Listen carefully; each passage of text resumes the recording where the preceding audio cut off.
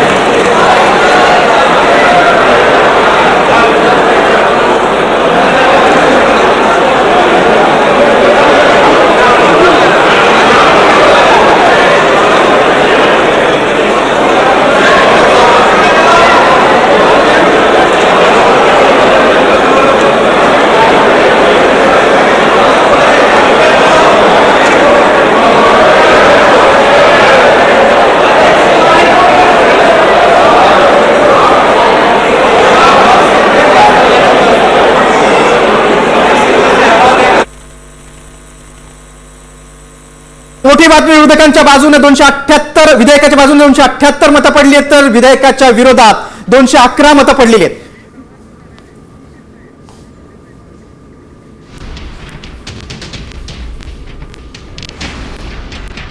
लोकसभेमध्ये 3 विधेयकांवर मतदान झालेले आणि आपण बघतोय की मतं बघा, विधेयकाच्या बाजूने 278 मतं पडली आहेत, तर विधेयकाच्या विरोधात 211 मतं पडलेली आहेत.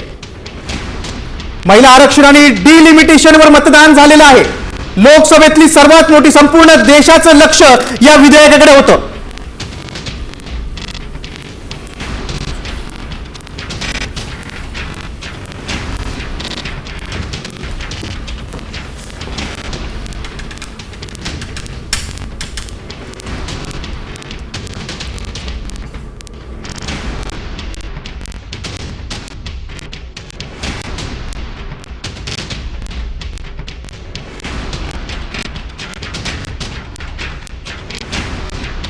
आपण त्याचे हे आकडे बघतोय.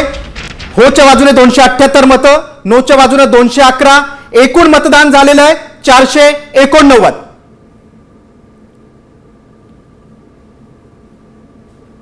महिला आरक्षण आणि डिलिमिटेशनवर मतदान झाले, त्याचे आपण आकडे बघतोय.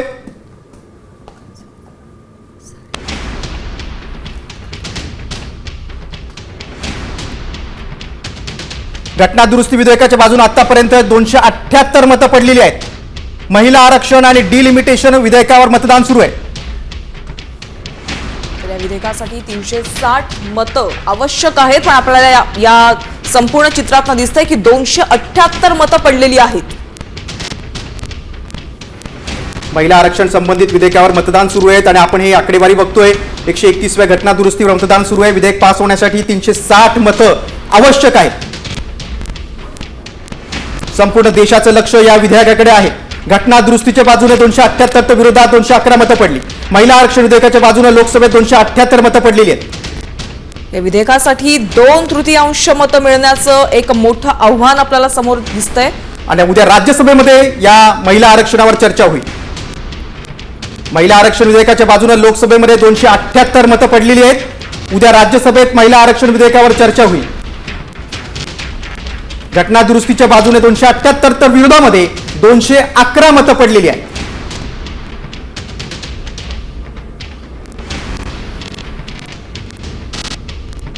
चारशे 89 खासदारांनी मतदान केलेलं आहे. विधेयक पास होण्यासाठी 360 मतं आवश्यक होती. घटना दुरुस्तीच्या बाजूने 278 तर विरोधात 211 मतं पडलेली आहेत. विधेयकावरील मतदानात अद्याप 2/3 बहुमत गरजेचं आहे. घटना दुरुस्ती विधेयकाच्या विरोधात 211 मतं पडलेली आहेत.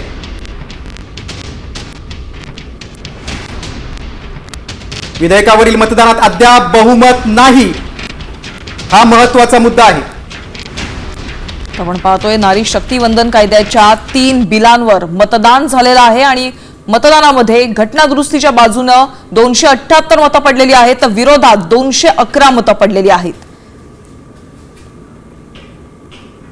2/3 मतं मिळवण्यासाठी मोदी सरकार समोर एक मोठं आव्हान उभं आहे आणि आपण पाहतोय की 278 मतं घटना दुरुस्तीच्या बाजूने पडलेली आहेत. त्यामुळे उद्या राज्यसभेत पुन्हा एकदा यावर चर्चा होणार आहे. संसदेत महिला आरक्षण आणि मतदारसंघ पुनर्रचना विधेयकावरून वादळी चर्चा झाली, त्यानंतर मतदान झालेलं आहे. विरोधी पक्षनेते राहुल गांधींनी तर विरोधकांवर म्हणजे या विधेयकावर बोलताना सरकारच्या उद्देशावरच प्रश्नचिन्ह उपस्थित केलं होतं. आणि आता आपण आकडेवारी बघतोय, विधेयकावरील मतदानात अद्याप 2/3 बहुमत नाही, हे विशेष. घटना दुरुस्ती विधेयकाच्या विरोधात 211 मतं पडलेली आहेत. विधेयक मंजूर होण्यासाठी 360 मतांची आवश्यकता आहे. महिला आरक्षण विधेयकाच्या विरोधात आपण बघतोय 278 मतं विधेयकाच्या बाजूने, तर 211 मतं ही विरोधात पडलेली आहेत. विधेयकाच्या बाजूने अद्याप 2/3 बहुमत नाही.